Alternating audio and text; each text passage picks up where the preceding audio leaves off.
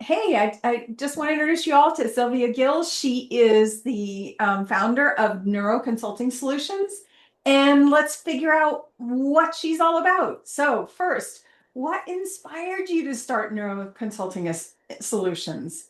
Well, first of all, Lynn, thank you so much for having me. It's just such a pleasure to connect with like-minded, amazing professionals who are out there doing this work. And I think we're just always stronger when we work and collaborate together.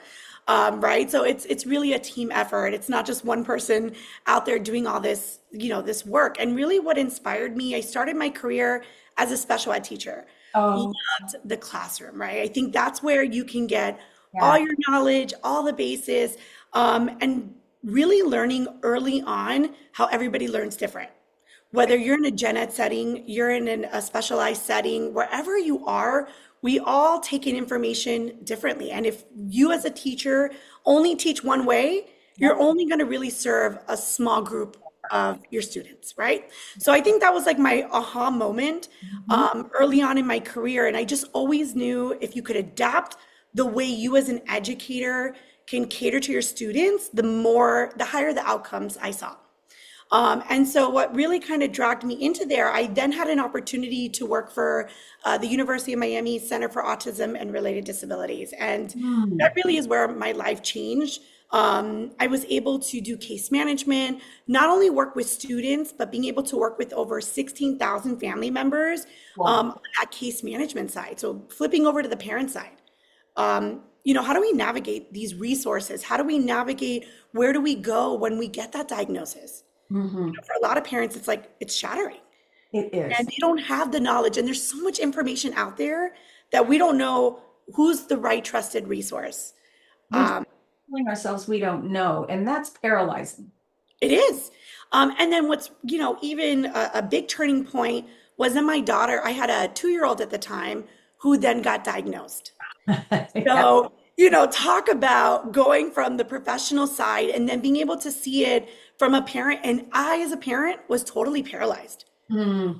I remember me and my husband like, no, there's no way, or what do we do? And I have all this knowledge and I was stuck. And I think that's what really put things in perspective and really humbles you as a professional when you get that other side. Yeah. And I had a master's degree in special education and I still struggled. So Yes. I really got to see how do we support our families in navigating these resources? And then how do we support our community members, our businesses, our corporations? How do we get them to understand that, like I did in the classroom, if we catered to our different learners, whether you are neurodiverse, neurotypical, or anywhere in between, how do we get the best from people? And that's really where this kind of stemmed from. I really wanted to support businesses, organizations in getting the best out of their people. And that's really where this was built. Well, most people are really happy when they're being their best. They're happy Yeah. when they're being their best. So we want to put them in a place where that can happen. Yeah, exactly. So, that's where this was kind of born. And everywhere I would go when I was at Card is this sounds great. How do we do this? What do we do to implement this? And I think there's so much awareness out there, right? We can talk about autism and neurodiversity. And yes, I think there's so much information, but then how do we implement it? How do we actually design the programs or look at our workplaces and say, how do we get the best of our people? And really that's where I wanted to step in. So you create visual learning tools and structured systems. Can you share an example? Yeah, absolutely. So one of the biggest things I notice, and even in our own workplace experiences, like how many of us start a job and Mhm. you're like, where do I park? What do I wear? And the anxiety is just up like Yeah. off the charts, right? Yes. That's, I would say 99% of everyone's experience. Now Mhm. imagine an individual who struggles, understanding social cues, understanding what's the routine.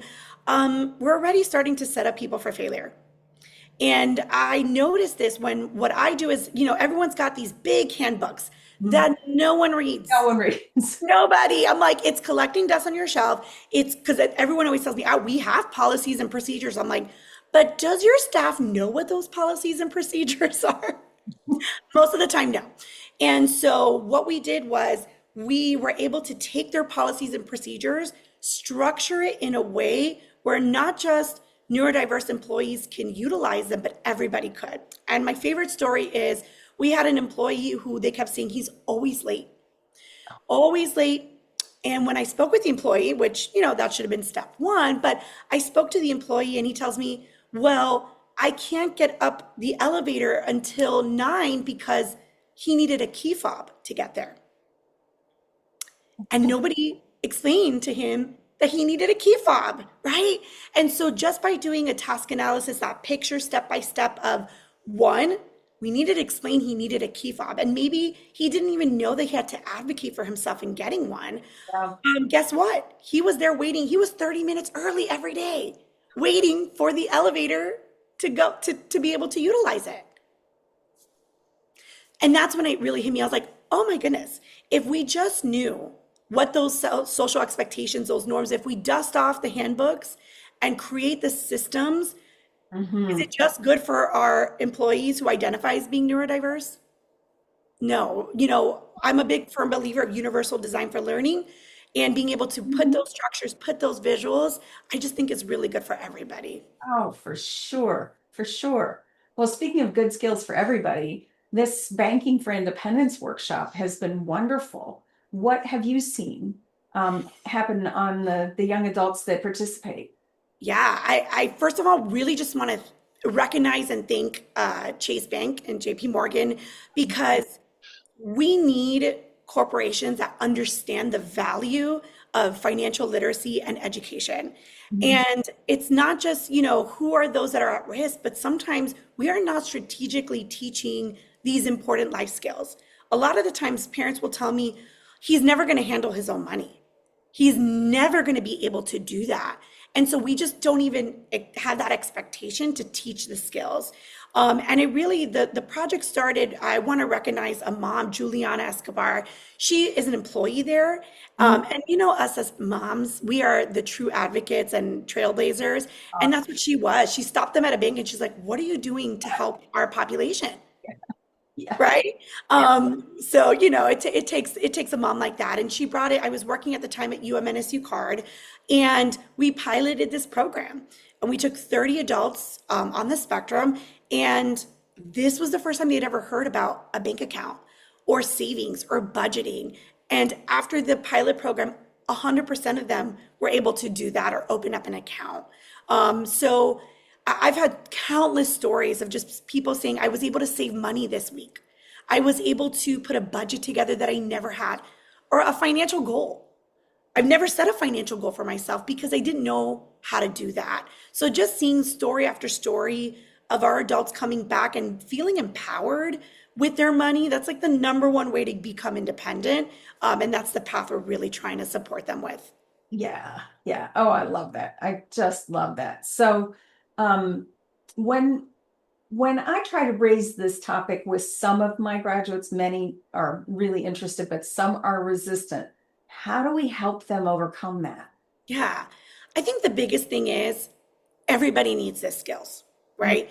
I had wished someone when I was 17, 18 told me about my credit. We don't realize what bad shape we're in until we go and apply for our first loan.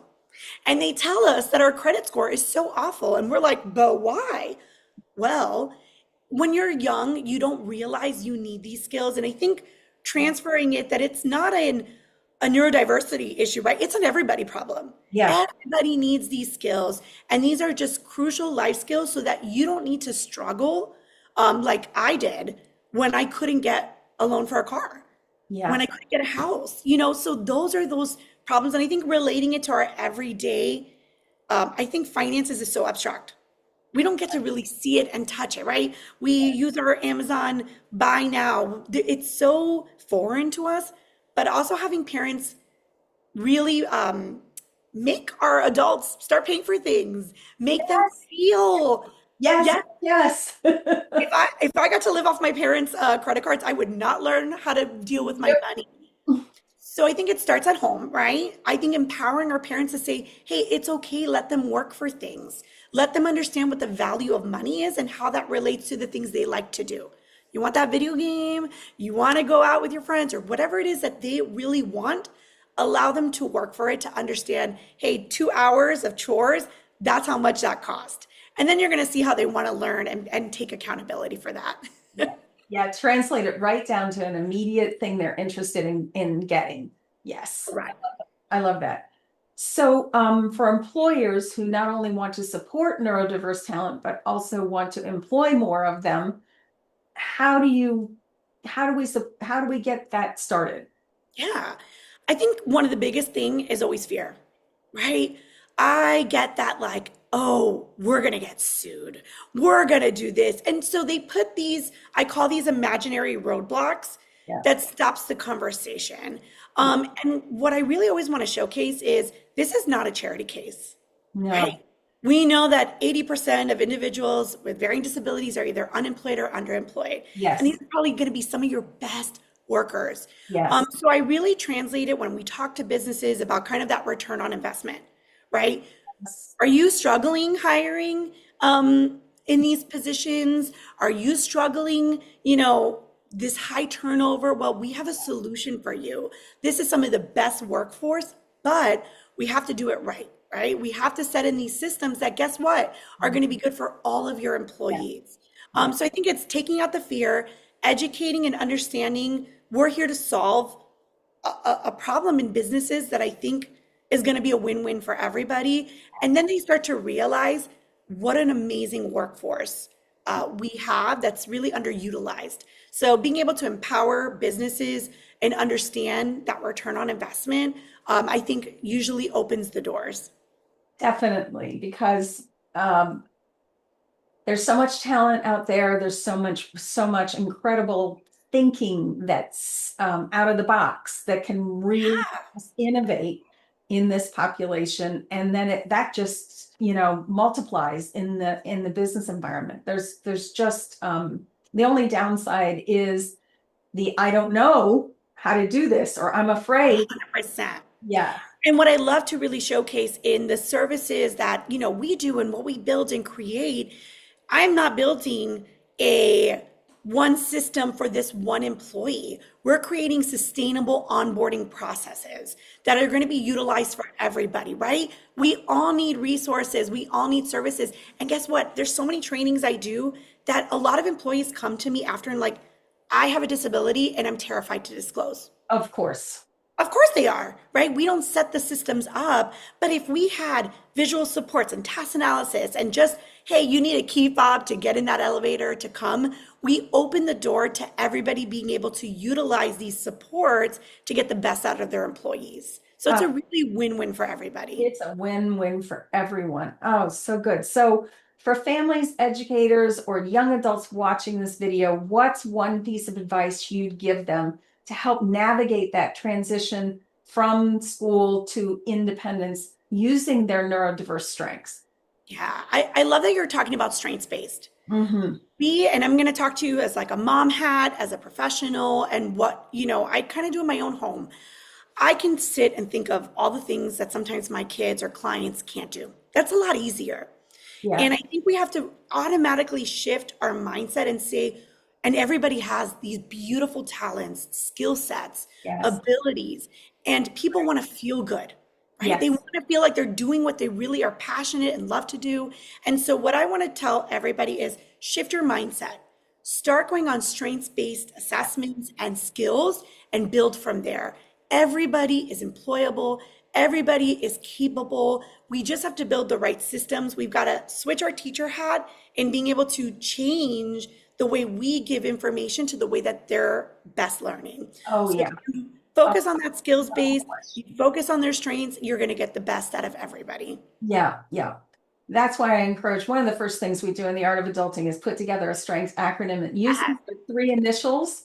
So when they're interviewing, like mine is loving, curious, and determined. So when they're interviewing, they and are asked that typical question, they've got an answer right there. And then when they're asked the parallel question of what's your weakness, you can say, oh, well, I just carry my strengths too far sometimes. Let me give you some examples. And then they know that they are aware and coachable. Exactly. We can do this. We just need to break it down. That's all.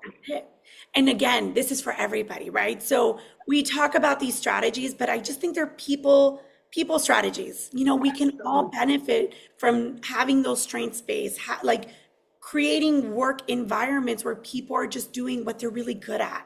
Yeah. And that's where you can see their skills just shine.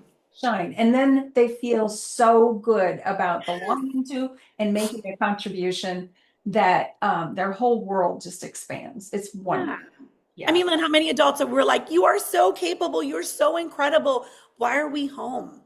And for a lot of them, they're just like, I can't work. And I'm like, oh, take can't out of your vocabulary. What can you do? And Oh, let's shift that. I'm so with you. That goes all the way back to when I was 15 and taught kids how to swim in a pool for of a camp for neurodiverse people. And the little guy who had muscular dystrophy said that his father said, take that word can't out of your vocabulary. And here I am thinking about it and still choking up 53 years later. That was so inspiring. And so, I think we're kindred souls here. Yeah, that's why we get together and combining powers and just supporting and really just raising self-advocacy voices. I think what I'm so empowered by is the more I see on social media or I see just our self-advocates putting themselves out there Yeah. and really showcasing and giving them the voice and the platform to be able to show us the way as professionals as well. We can learn so much from each other. Well, and I've Absolutely. learned so much from you today. So thank you so much. Oh, I can't Oh, thank you, Lynn. my community because they're going to love you. Oh, thank you so much. It's such a pleasure to be with you and just having these really insightful conversations. And hopefully we can continue this great work. Oh, for sure. For sure. All righty. Bye for now. Bye. Thank you.